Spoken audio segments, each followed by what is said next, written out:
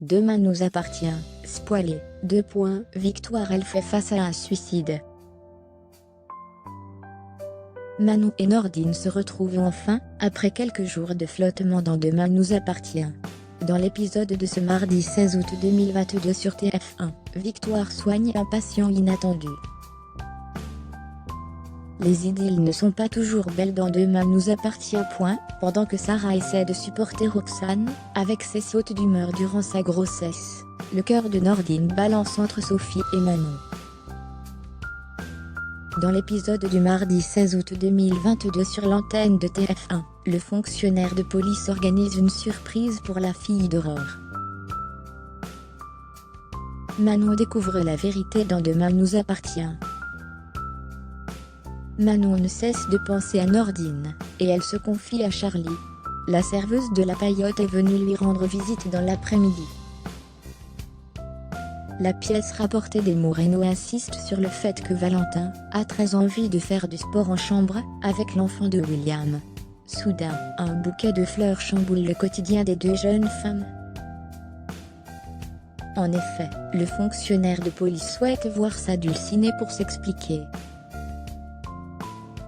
Les deux tourtereaux se donnent rendez-vous.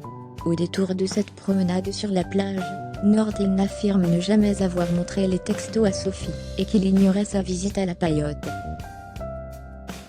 Alors qu'elle découvre le subterfuge de l'avocate, les deux amoureux se font agresser par un braqueur, avec un masque de clown. Les retrouvailles émouvantes de Samuel et son père sur TF1. Samuel est soigné à l'hôpital.